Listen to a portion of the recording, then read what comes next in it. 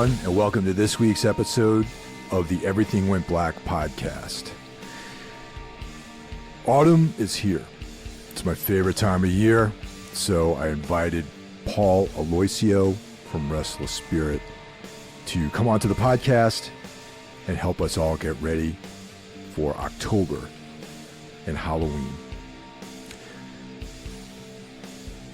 If you're listening to this show, you most likely are already checking out the other podcasts by my brethren, the horsemen of the podcasting apocalypse. Kicking things off, every other Monday, we have Brandon Legion bringing us Horror Wolf 666. Brandon and I are doing a couple of collaborations. One is the Black Lodge collaboration, where we discuss Twin Peaks in its entirety, episode by episode, season by season, in depth. We switch off which podcast hosts the episode. Brandon and I are also collaborating in his band Abraxas Horn. We're going to be working on some new material this year. Up next in the rotation, we've got Into the Necrosphere, brought to us by Jackie Smith. Wednesday is Everything Went Black, plus Iblis Manifestations. Thursday is Necro Thursday. We have the Necromaniacs Horror Podcast, as well as Day 1 of Soul Knox, brought to us by Carl Hikara. Friday, Spitball Media comes at us for an irreverent popular culture review. Saturday is a day off, but Sunday, Carl Hikara returns with Day 2 of Soul Knox. Carl and I are doing a collaboration called Darkness Weaves, where we discuss the work of Carl Edward Wagner. Carl and I are also doing a band along with Drugoth called Hollow Lands, so keep an eye out for our 2-song single. I'd like to thank everyone who's been supporting the show all these years. I really appreciate it. By large, this is a labor of love. If you want to support the show further, you can join the Everything Went Black Patreon and get access to bonus episodes and early access to the shows. For $1 a month, you get all of the bonus content. For $5 a month, you get bonus content plus early access to shows. And for $25 a month, you can become a sponsor. How's it going, Paul? It's been a while. What's up, man? Yeah, like what, 2 whole months? That's the last time it was 2 months. I think so. I don't Oh, know. wow. My sense of time is all screwed up. Dude, the summer had kind of flew by. Yeah, and like it really, this whole year actually has kind of flown by. Yeah, especially because like for me at least, we had we had that heat wave, Yeah. and in the beginning of the summer it was like super cold and rainy, and it felt like summer was never going to come. And then we had like a crazy heat wave for New York, and then it was like summer overload, and then I was gone for like the last 3 weeks of it, so it was just like, whoa, it's fall now. Like, Dude, what the hell just happened? there's nothing like a tour to put you in a time warp when you get home. Oh, for sure, man. Yeah, that used to be like my favorite shit is like go away for like a week or a month rather, and then you come back and it's like a different season. Yeah, it's kind of cool, but like at the same time, I like being home. Yeah. So like when I was younger, it was a lot better, but now like I don't know, I'm not that old. I'm only 34, Yeah, I but know. like I was just gonna say when you were younger, like yeah, when was that? like early 20s, but like now that I have a house and shit, like I get home and like I feel like such an old guy because like I'll see like the grass got super long and I'm super excited to hop on my my ride on. You know That's what I'm awesome, saying? I'm man. like, oh dude, I can't wait. Like dumb shit. But Dude, I like being home too, man. Now that, married and I like to stay home. It's interesting how that sort of trajectory has changed for me. Like last night we went out, last night was Friday. So a lot of times we go out on Friday nights for dinner, to, celebrate the end of the work week. And so we were like, let's go get dinner early before anyone gets there. So we're in yeah, that total old person trajectory of like going out to eat at like 6:30, getting home before the rush, of people. Because Oh, it's there's the this, best. yeah, there's like this one restaurant that's in Elizabeth that we go to that's like, it's nice. They have like good like craft beers and, like burgers and salads and things like that. But there's definitely like a bar crowd there. So it's like that starts rolling in like at 8 o'clock or so. So, so we want to be home by then. So it's Yeah. like, and then when you get home, it's like, oh, is it too early to like go up to bed and watch TV? It's Dude, like, that is like my daily struggle because I love going to bed early and waking up early. yeah, And especially like when the sun starts going down earlier, it'll be like 7 p.m. I'm like, can I go to bed? But I'm like, no, because I'm going to be up at like 4 o'clock in the morning. yeah, But the struggle is there. yeah, totally. So that's kind of fun. But yeah, so now that summer's over, we're in autumn, and I think that you share the same opinion that autumn is awesome as I do. It's my favorite season. Yeah. So, Halloween is around the corner. We're closing out the month of September, and October is literally in sight right now. So that means Halloween season. And in general, do you guys go all out with like decorations and things like that? Kind of. We're kind of like decorated year round. Okay. We don't really take down all of our Christmas or Halloween decorations just because we love both those holidays. Oh. Like I have a huge, um, I don't know what you call it, kind of like a animatronic spider or Hmm. something that like we got 2 years ago, I think, and it was in the driveway. And then I was like, oh man, we just don't have any place to put it, like in storage. So that's just been out all year long in the backyard in the garden. It's like a huge, like 10-foot spider. That's And awesome, man. and then we have one of those humongous, like that meme skeleton, Yeah. that huge thing. That's in the backyard year round. And yeah, so it's like we used to go all out, but now we just do like a little bit here and there because we have so much stuff out already. Like my nephews always joke when they come to my house. They're like, "It's like Christmas and Halloween every single day at your house." That's awesome, man. It's funny.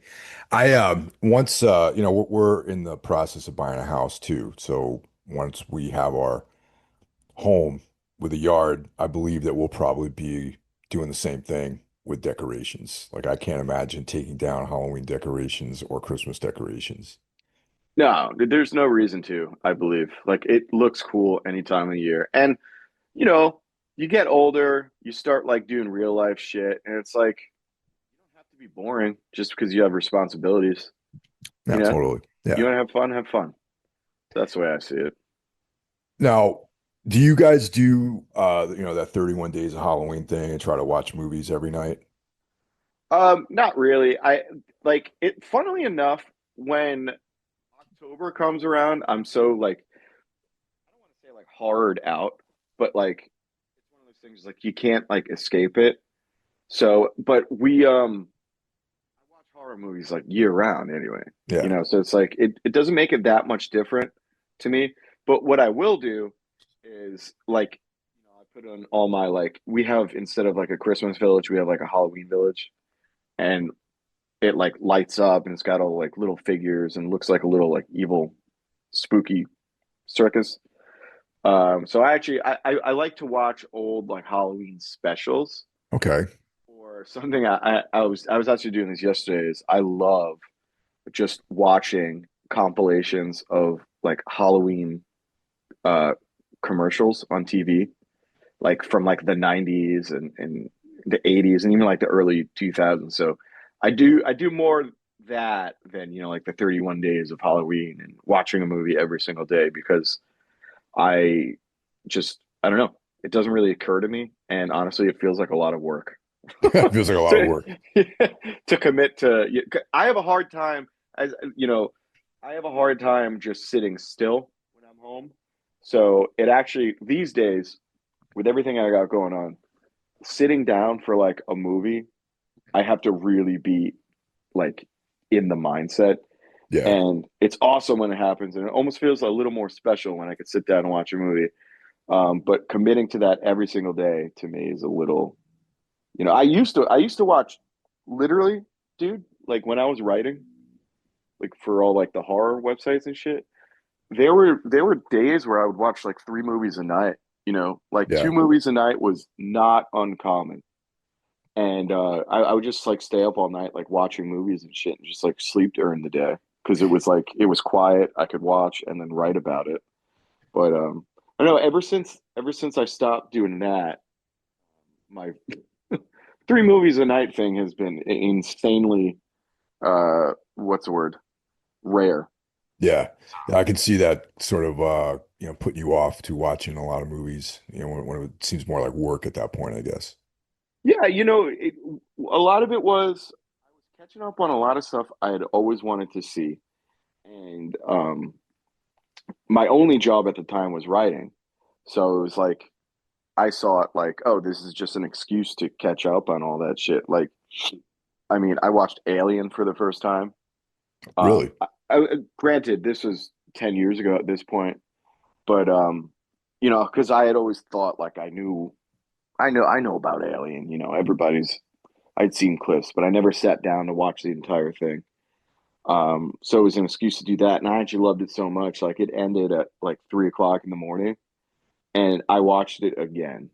Really? From the Like, beginning? yeah, Interesting. like I loved it. I was like, this is one of the best movies I've ever seen. Um, I think I even did that with like Psycho. Like it took a very long time for me to actually sit down and watch Psycho because it's like everybody knows about like the shower scene and stuff like that. So it's one of those things where you think you get the full picture, um, because it's so ingrained in pop culture that it took me so long to see it because I was trying to see things that I had no knowledge about. And I thought I knew what was up with Psycho, right? But then I actually watched it and I was like, man, I'm so mad at myself for waiting so long to watch this movie because it's incredible. And now it's one of my favorite movies. Um, so, there's a lot of stuff like that going on. Yeah, dude. Have you ever read the Robert Bloch novel, Yeah, Psycho? I love it. Yeah, that's great. I made a real effort in the last few years to go back and read like some of the the source material for some of my movies that I like. Like for example, Rosemary's Baby and Psycho. Like I've read a lot of Robert Bloch's other short stories, like his Lovecraftian stuff, but I actually hadn't ever read Psycho until a couple of years ago. It's And so good. And yeah, it's so short. that's the thing. It's very, very short, almost a novella, really. I think I read it on like the whole thing on like a really long plane ride one time. And I was like, it was also one of those things where it was like, well, I'd seen the movie. Do I really need to read the book? Um, and then I did. I was like, it became like one of my most reread books because it's short. It's awesome. I mean, relatively short, I think. Yeah. I also read pretty fast. So I just tore through it and I was like, this is awesome. What took me so long? Yeah, totally. It's yeah, definitely worth reading. And the Rosemary's Baby novel is definitely worth reading too. It's you know, there's one other book, The Other, and we probably talked about my fear of that film. And to me, reading the book would be like the ultimate face down of that fear, probably. Um, I watched that movie at a very young age, and it really unsettled me, and that has carried on through my adult life. And a couple of years ago, I ended up buying the novel, and I was like, oh, someday I should read this and face my fears and all this stuff. So that's definitely on the list too. Yeah, you've talked about that movie a lot, and Yeah. I'm yet to check it out. But every time, I just opened up a document on my computer right now to actually write down these things so I don't forget until the next time we talk, so I can check it out. Yeah. No, it's you'll probably watch it and just be like, I don't know what Mike's talking about because the context is probably missing. And frankly, if I went back and watched it, I probably would be like, I don't know what scared me so much. But it's even now when I watch it, it still triggers certain things inside of me, man. It's a really very disturbing sort of film. No, I get that, and like there are certain things. Something I love about this like genre. or even not this genre in general, just things that scare or frighten people, is that it's different for everyone, and place and time is a big thing. I Yeah. remember when we did like our most disturbing movies we've ever seen. I put the the Mortal Kombat movie on there Yeah. because I saw that movie when I was a kid, and I just remember like Sub Zero, just like freezing someone and just like kicking him or punching him or whatever, and he just explodes into like a million pieces of ice and he's dead. And I remember just like being a kid and be like, wow, that person is now not a person anymore. And it just like that was like my first realization of like violence and like seeing like any sort of death like that in a movie. I mean, I was super young when I saw it. So it's funny to say that that's one of the most disturbing movies I've ever seen. And I'm sure that makes no sense to people that have seen the movie. Just like that's not a disturbing movie at all. But being a kid and watching that and just like my interpretation of it, and I still like just like you with the other, I love that movie for like it's just a fun movie. But I still get like a little freaked out because I still have that little kid fear of like that Yeah. and all the monsters and stuff, and seeing like Goro and just like something's not right about this thing. Yeah, totally. It's such an interesting, emotion when you have that.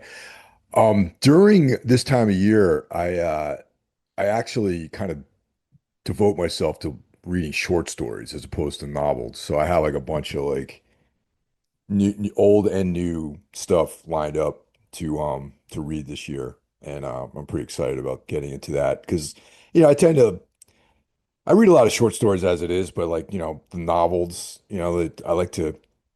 That's normally during the non-Halloween season. During the Halloween season, I like to get a lot of quick, 10 or 20 page stories in to read. And I just recently flew, so I was able to knock out a bunch of short stories on my flights. Yeah, I kind of do the same thing. I usually do like an annual reread of Something Wicked This Way Comes. Oh yeah. Because Bradbury. yeah, I think Bradbury is one of my favorite authors of all time, and I just think that novel like so like greatly encapsulates just like the this season's feeling. And I also go back and read like The Illustrated Man and The Yeah. October Country, and all the short stories in those. So I totally feel you on that one. There's on Kindle you can get these Lovecraftian mythos compilations of like 40 stories, and they title it like Lovecraftian like power packs or something like that, but they're not all or Cthulhu mythos collections, but they're not all Lovecraft, obviously. There'll be a couple of H.P. Lovecraft stories, but then there'll be a bunch of other authors that are in that, weird fiction, sort of cosmic horror realm. And I recently discovered a new author this way. This guy called Daryl Schweitzer. Have you heard of him? And no, Very, very cool. It was on my flight back from Colorado last week, and I just randomly opened up the book on Kindle, and I'd be like, you know what? I never heard of this guy. Let me fuck with it. And the first story I read by him is called The Eater of Hours, and went into it completely blind, and I was like, might be good, might not be good. It was outstanding. And yeah, so I went and purchased a short story collection by him. And really, the story, I believe it was more of almost like a sword and sorcery tale, but it had like that weird sort of otherworldliness to it, which, I guess placed it within that Cthulhu Mythos collection. oh that's super cool. I'm really interested in that juxtaposition. Like I I I thought it was going to be a little overhyped because I heard so many people talking about it on like Reddit, and generally things like that I kind of avoid. But I read Between Two Fires. Dude, So fucking good. so good. Yeah, same thing, man. Like a lot of people were talking about it, and then like I was like, how good could this be if everyone likes it? Yeah.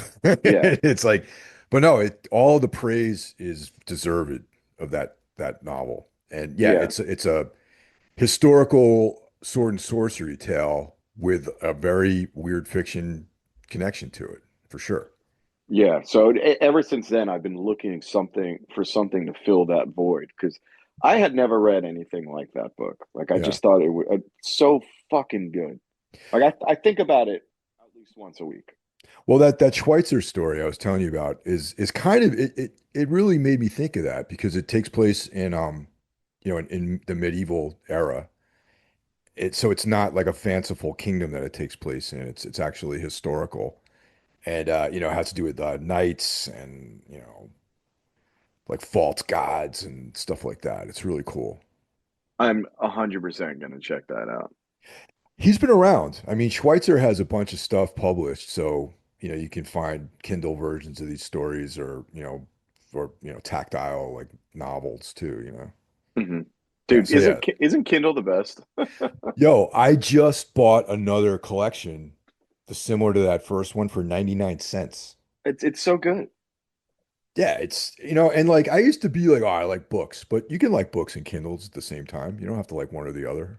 I usually what I do just because I like to have my like collection of books. I'll rent a book. Have you ever heard of Libby? Yeah, I have. Yeah. So I'll rent a book on Libby Yeah. while also purchasing it. So like during the daytime, I could read it if I'm home. But like if I'm out, or like especially on tour when like everybody's like trying to go to bed and I'm not like tired, I could just read it, without bothering anyone on my phone, like under the covers. Yeah. You know what I No, mean? So that's the beauty of Kindle. It's like when you travel, you can have like a whole library with you. And normally what I had for a while was like I had a novel, like, or not a novel, like a paper hard version of a book that I read at my lunch break. And then I'd have like a Kindle version of a book that I would read at night in bed, because you can read the Kindle in the darkness. So yeah, it's great because like you could either, just scroll mindless shit for hours or you could actually read something you're interested in. Yeah. I'm anti-scroll these days, man. It's like I think that a lot of the problems that we have right now have to do with like mobile technology. And so I'm very aware of limiting my time on social media these days, I am right there with you.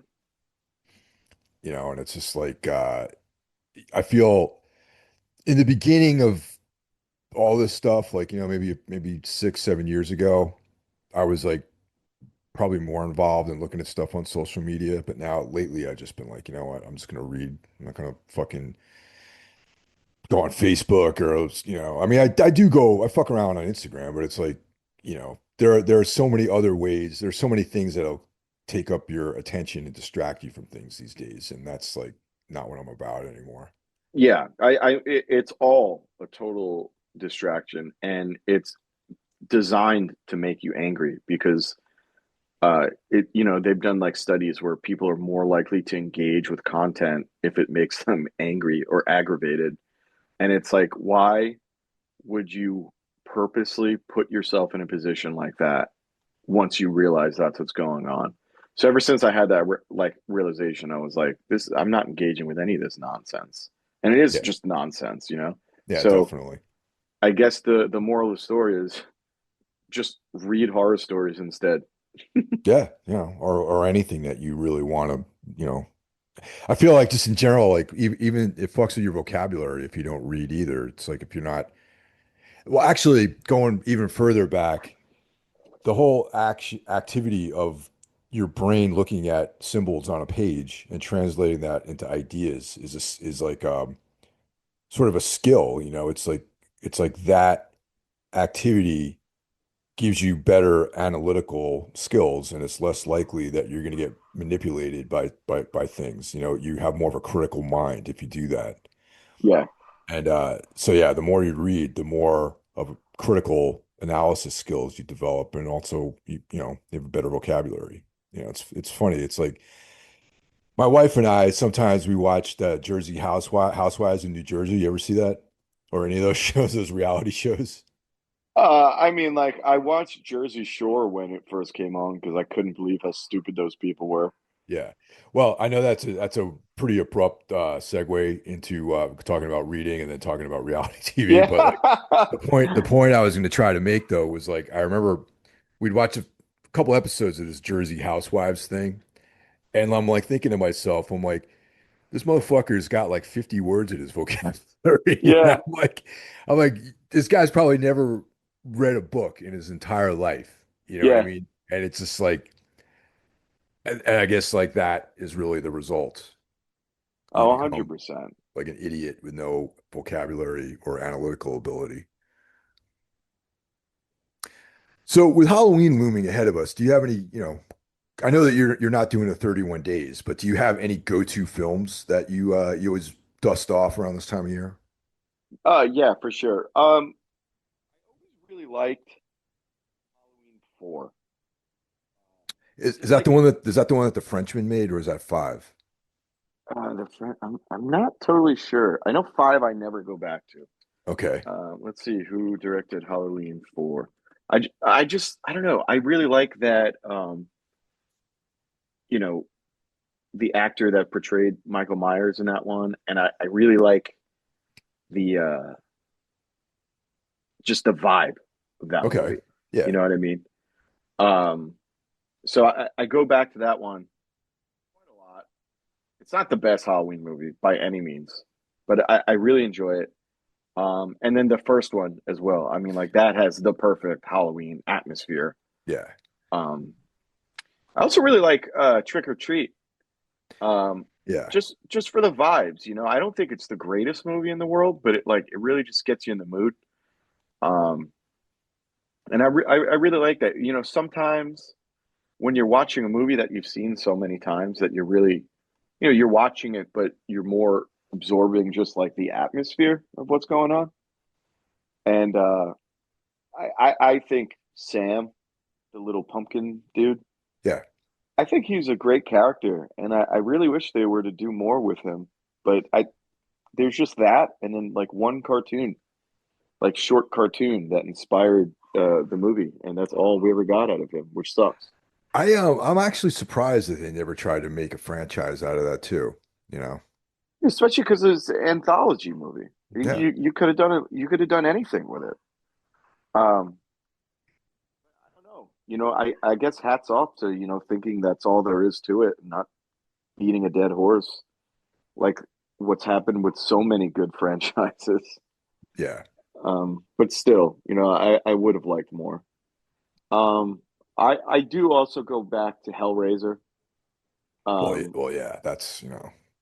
I don't think that gives like any Halloweeny vibes, but like the whole otherworldly, just like disturbing vibe. Um, I really like at this time of year, naturally. And sometimes also I don't do this all every year, but I really like watching the original Scream on VHS. Yeah. Okay. Because that was one of those things where I think just comes from my childhood. Like I remember being at like a family Halloween party and somebody was watching Scream, and I was like, "Damn, this is like actually a lot more gory than I thought." And I was like, once again, too young to be watching it, but it always like gives me.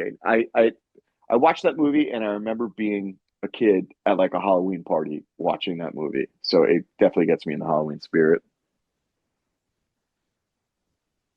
Yeah, the Scream is cool. But that's like the first Scream movie was like cool, but then it just went too far, I think, with the sequels and everything. Oh yeah, I mean, talk about beating a dead horse. I think what are they on like 7? It's got to be seven, yeah. Like they just every time I'm like, oh, new Scream movie is coming out. I'm like, oh, something I don't give a shit about.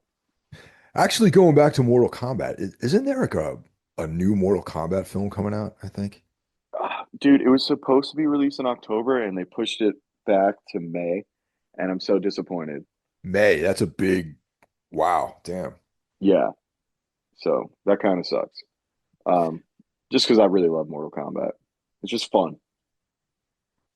Besides my go-to stuff, I mean we do the 31 days thing here, but my obviously without Halloween, the movie, the John Carpenter film, that's a go-to for sure for everybody.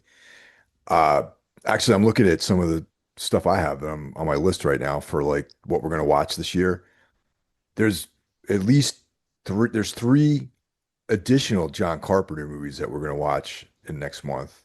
In addition to Halloween, we have The Fog, which is always great atmospheric, even though it's not specifically Halloween. But that movie's on there.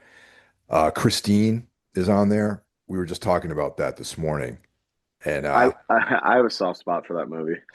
I think it's fantastic, man. I love the novel too, man. The Stephen King novel, um, and that movie just has like my favorite character in that movie is Buddy Repperton, the sort of bully guy.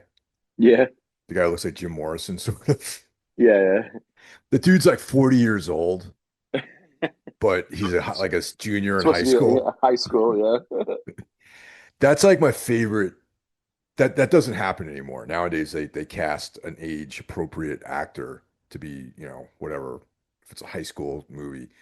But back then, like in the 80s and the 90s, they would always cast like these old people to play like 16-year-old kids. yeah. And it was awesome. Yeah, it's so funny to me. Now, like Yeah, just you look at it now and you're like, what the hell were people thinking back then? Like this dude literally looks like he's 40 years old and he's playing like a 16-year-old kid. I love when that happens. Yeah. Um, for me, Halloween 3 is like one of my go-tos around this time of year. Yeah, dude, totally, totally fucking awesome movie. And you know what?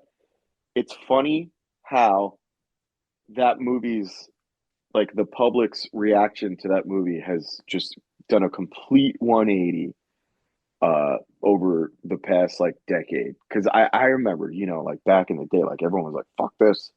This isn't Halloween. There's no Michael Myers. And I was like, this movie's awesome. What are you talking about? Like those, first of all, those masks are so cool. The Yeah. silver shamrock mask. Now everybody loves Halloween 3, which I'm not going to be one of those gatekeepers like, oh, I liked it before you. I think it's one of those things where it's like, I think that movie is finally getting its due.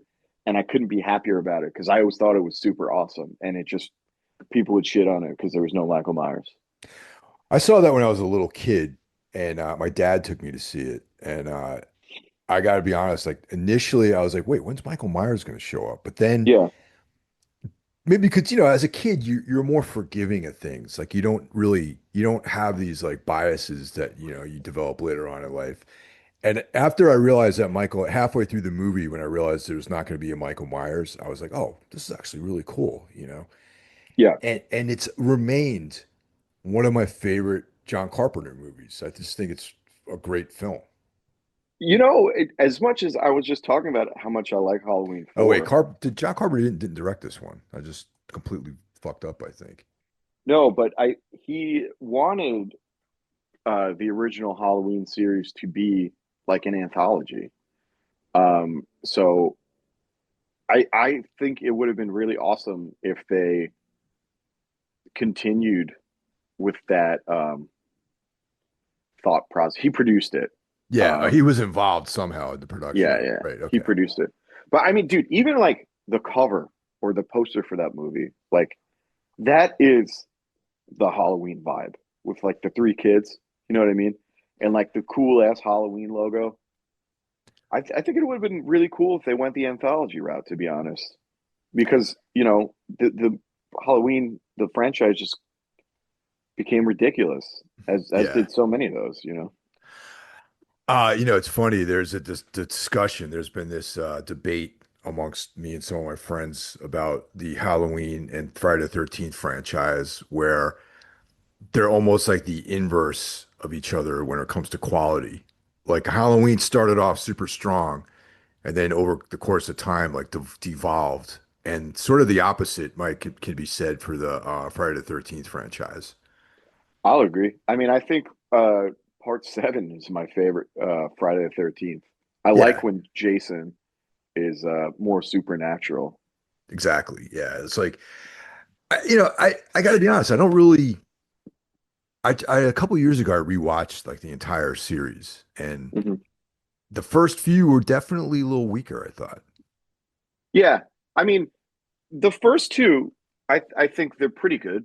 Yeah, Obviously they're classics, but I think that they really got a grasp of what the franchise was supposed to be later on. I mean, right. because the first movie, first of all, you don't even really have Jason. No, you got the mother as like the killer, you know. Yeah, the second one you do, but he's got like the burlap sack, which I think is cool, but it never became as iconic as when he, started wearing it.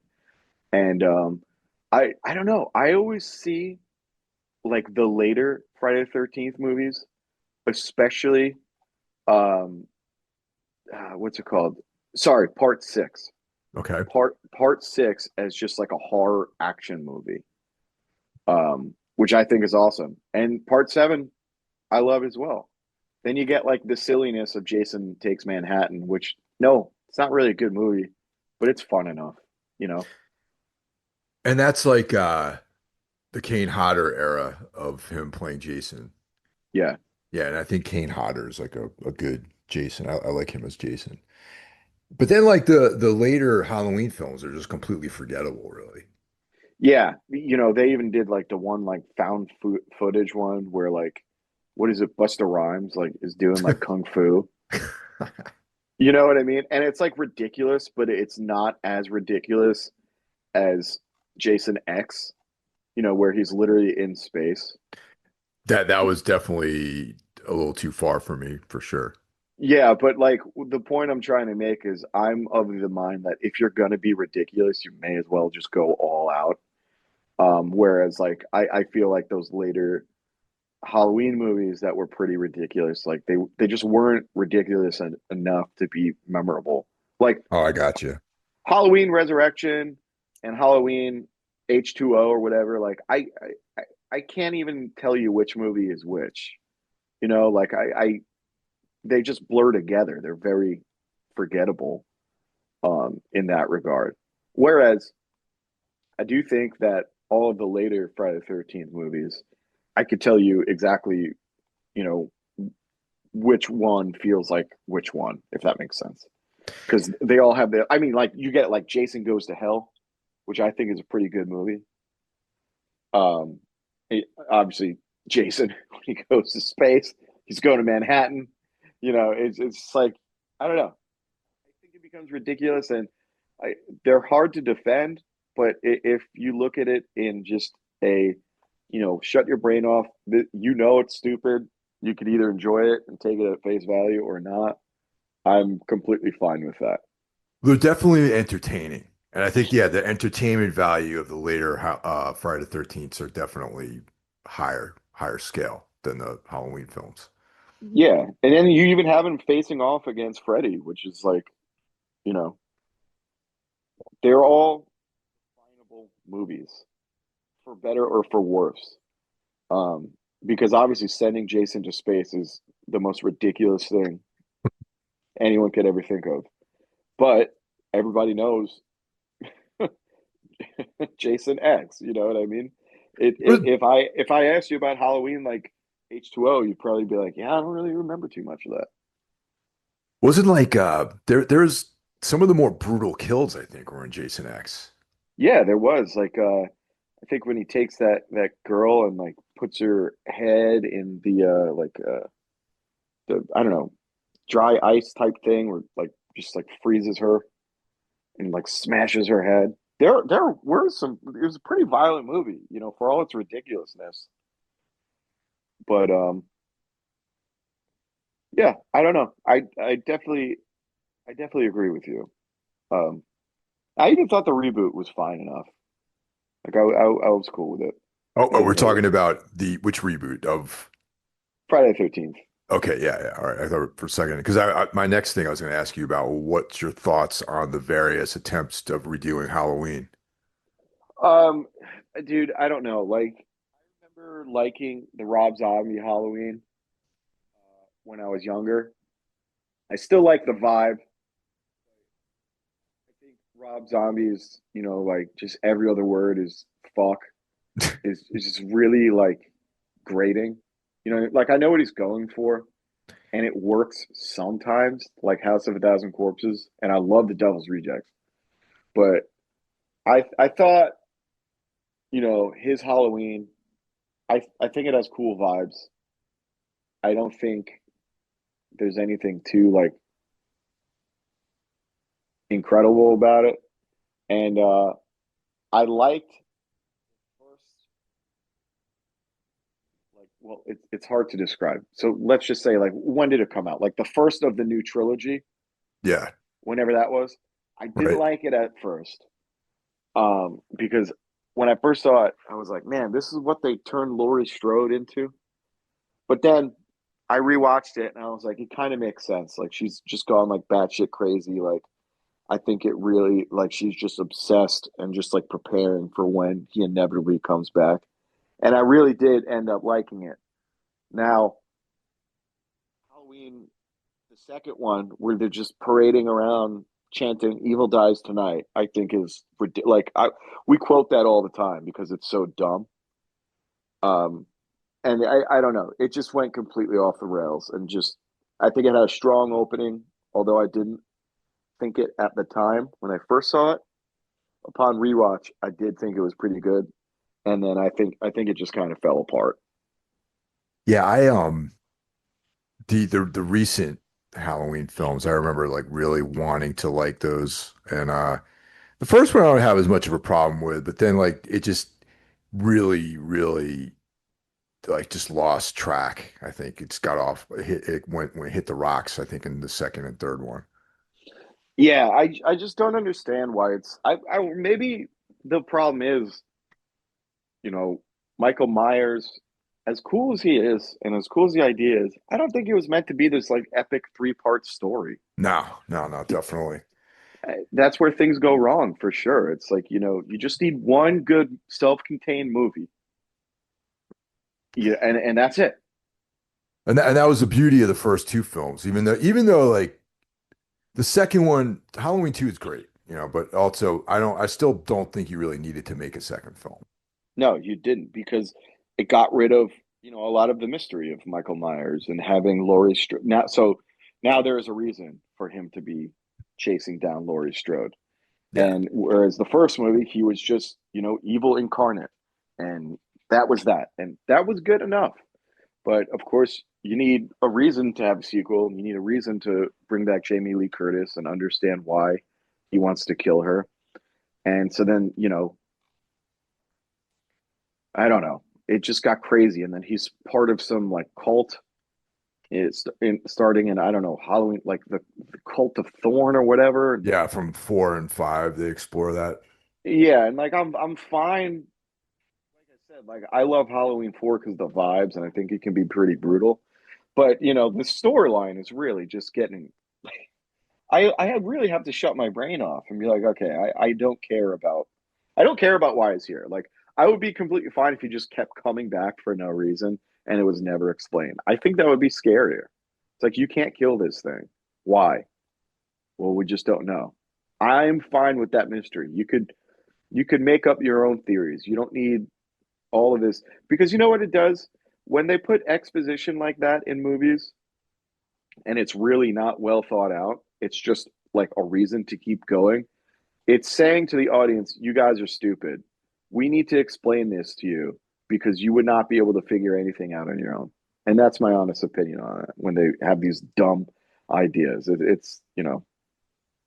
What I think would have been a cool idea, and maybe this is something I'll develop in a series of short stories or something, is the mask itself being the thing that makes people evil. Like, all right, he does his trajectory in the first film, right? And then the mask, he gets destroyed or whatever and separated, and the mask becomes the thing that other people take on and it makes them evil.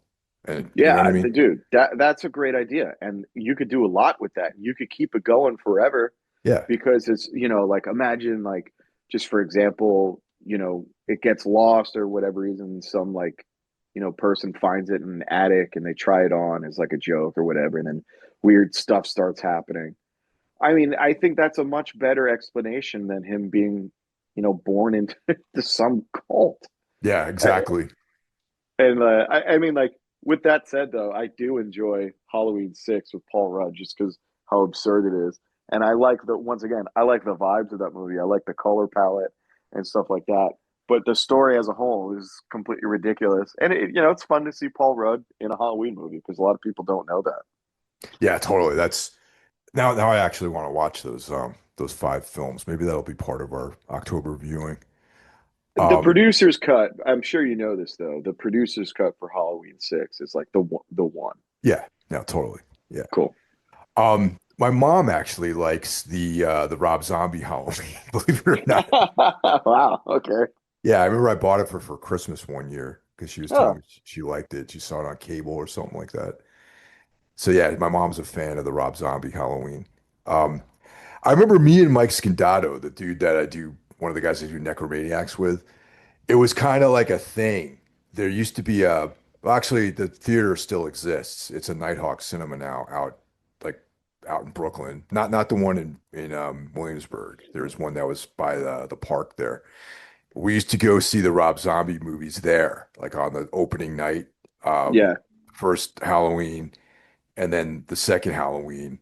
We it was like our bro date night, yeah, and for whatever reason, they showed those films on like a Thursday night at midnight. So it was like this kind of thing where we went out and saw those two films in the theater.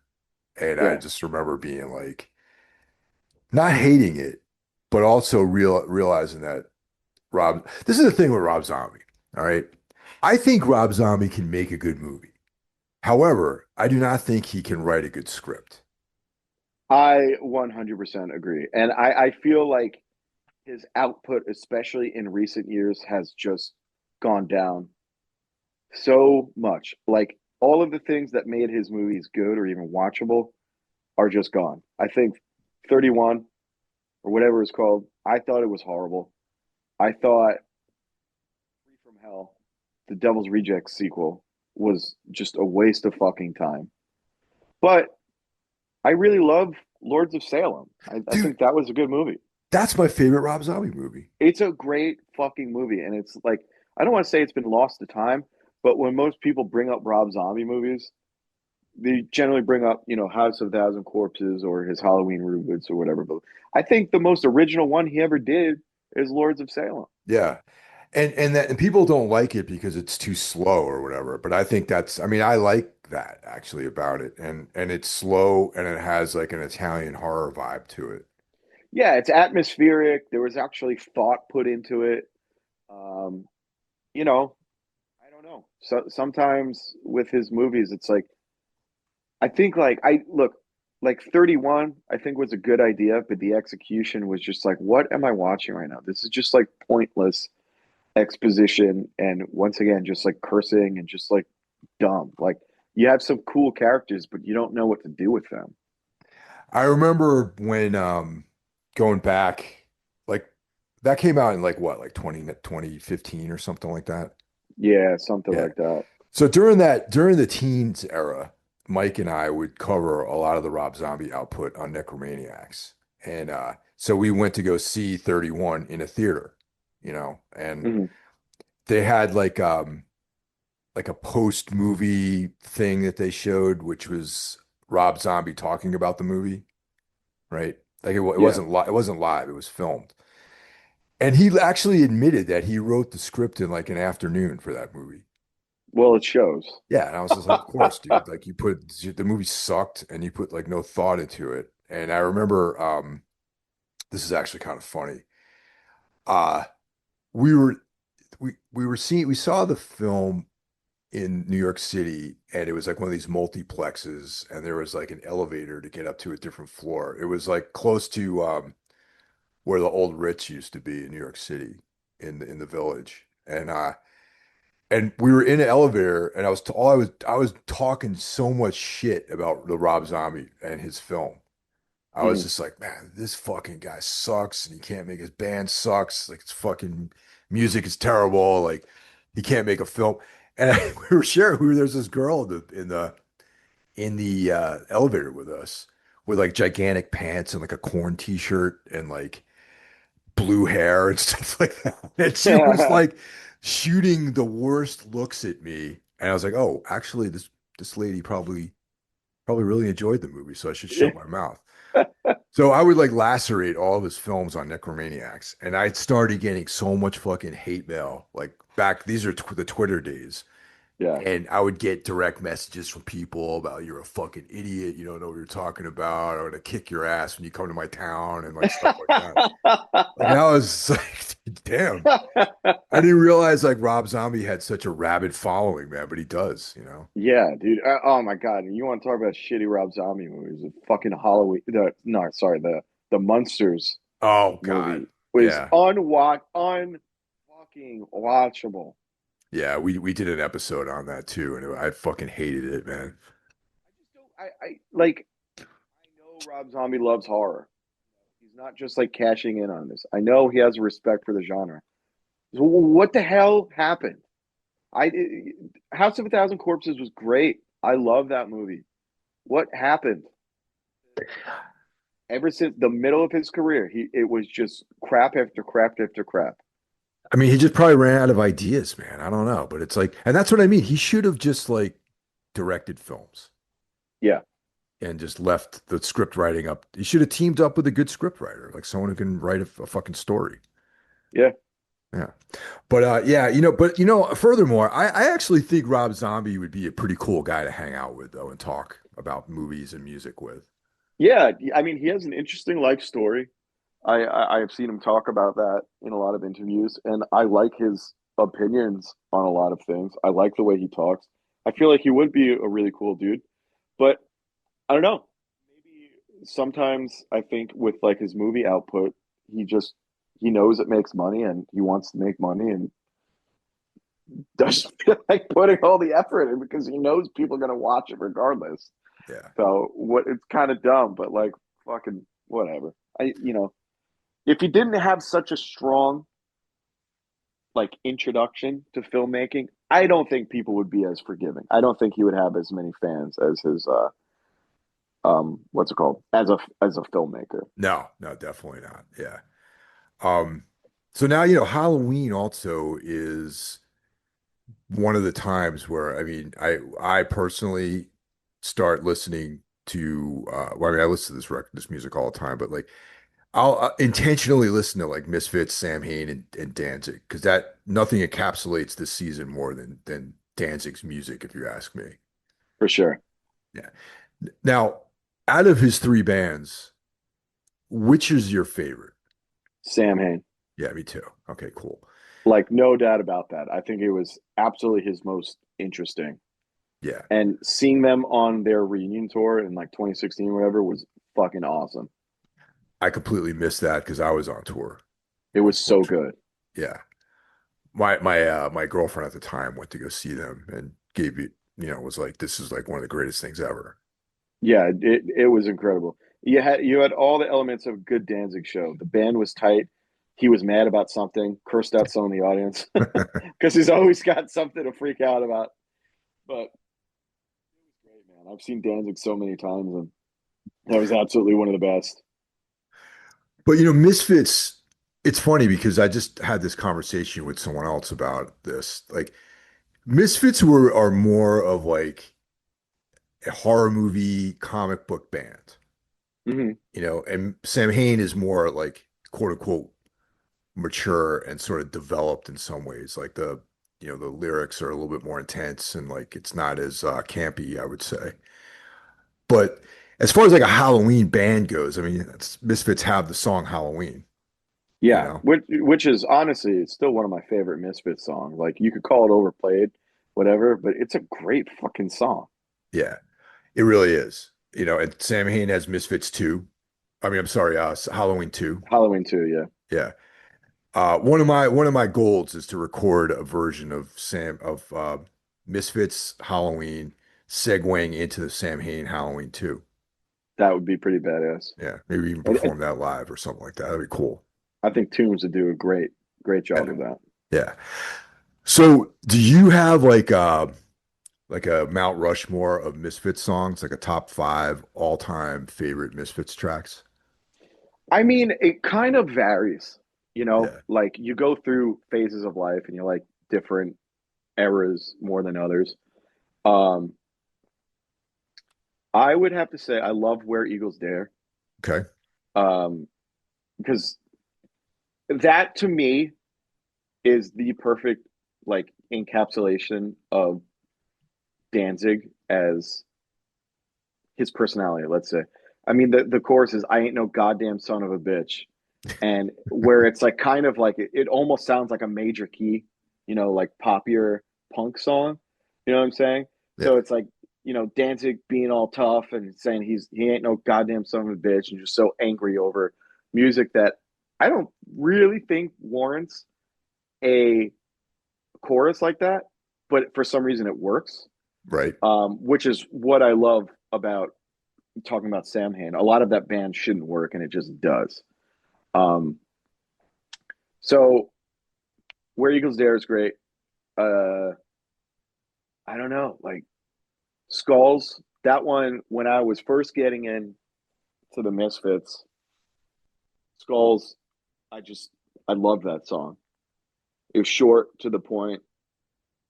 I love the chorus. I love the verse. Just everything about that song is great. And I think there's a reason why that's like a lot of people's a lot of the really good Misfits songs, I think, are like my first Misfits songs, if that makes sense. Yeah. You get what I'm saying? Like I don't think any of my picks are really like deep cuts or anything like that, but I think there's a reason for that because they're they're just so great. 20 Eyes is great. Earth AD Okay. song I really like Earth AD. Which that I know that album is polarizing and essentially broke up the band, but I think that's a great song. So how many is that? Is it? I think that's four. That's four. Yeah. If I Need one more. choose another, Yeah. it would have to be something off of Walk Among Us, clearly. But I changed my mind on what my favorite is on that so many times. Um, let's see, because then you get all confused with the actual track listing because then you listen to Collection and all the versions Right. on that and stuff like that. Um, Night of the Living Dead, Violent World, Ash. I don't know. I really don't know. There are just so many good Misfits songs. This is when you first brought up this idea, I was like, oh, I could totally do that. I really don't know. Like if I had to choose, like if I could only ever listen to five Misfits songs ever again, I don't know. Maybe okay. Once again, another like my first Misfits song. I think I would have to choose for the fifth one, Night of the Living Dead. Okay. Yeah. No, that's totally legit, man. I for me, hybrid, I just gave away the song, but Legacy of Brutality and Walk Among Us are like my go-to Misfits records. Oh, dude, fuck. See, Yeah.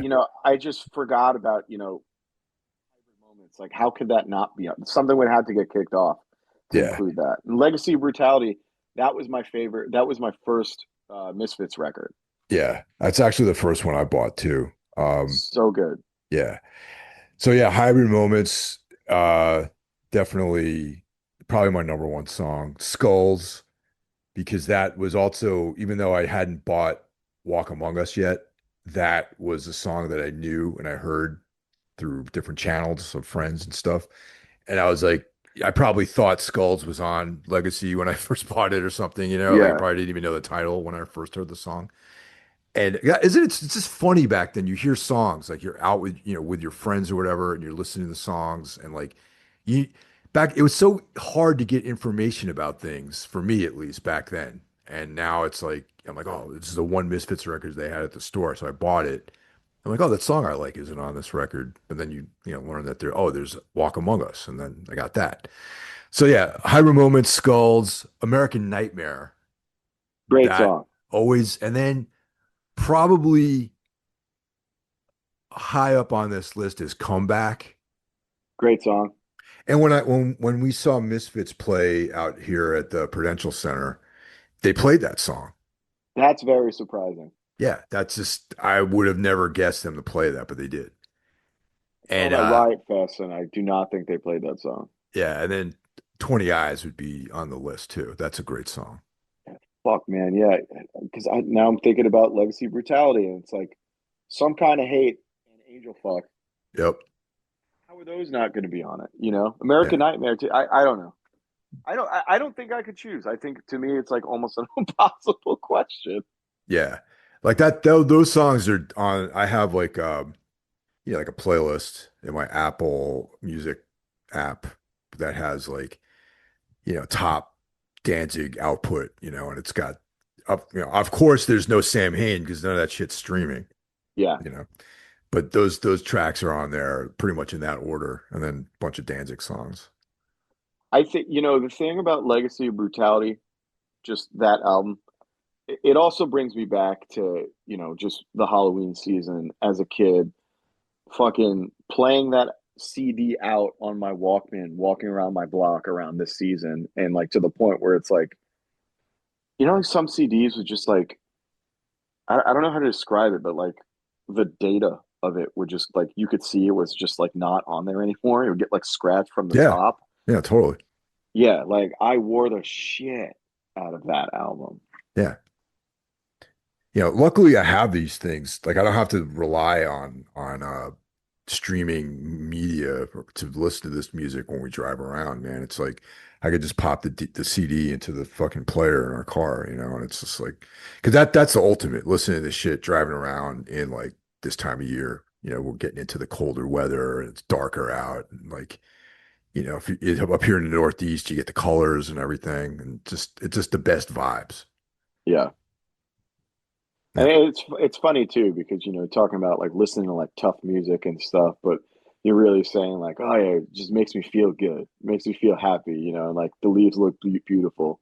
So Yeah. like the whole like juxtaposition of you know I want to say like heavier geared alternative music with this time of year has always been a little interesting to me when I think about it that way.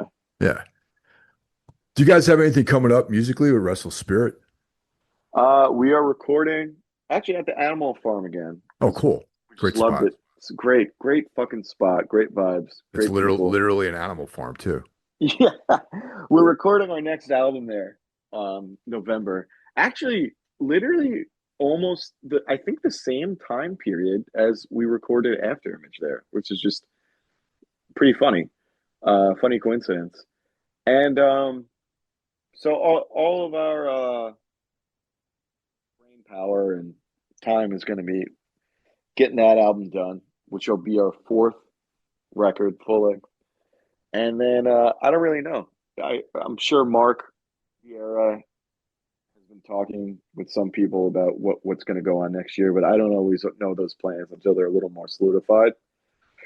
So it's weird, with us at least, we'll just have like nothing on the calendar, and then out of nowhere, we'll just be like completely like booked up and busy, Yeah, no, it's which, awesome.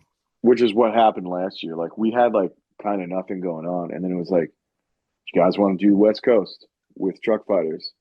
Yes. Do you guys want to tour with Exhorder? Yes. Do you want to go back out with Truck Fighters? Yes. Whereas before that, there was just like nothing. I was like, damn, we're not really doing much. So that's all I know about right now, just recording the album. And that's slated for release, I think like May or June. Oh, okay, So cool. So sometime like spring next year. yeah, which I think is a great time to release an album. So I'm really happy Yeah, about that. yeah. Well, right on, man. Thanks for coming on. And it's always a blast when we get to do this. Yeah, man. I mean, I say it every time, but anytime. Like I love coming on here and just shooting the shit. Hell yeah. Well, enjoy the rest of your weekend and we'll stay in touch, man. Yeah, dude. I'll talk to you soon. All right, take care, man. Bye. Later.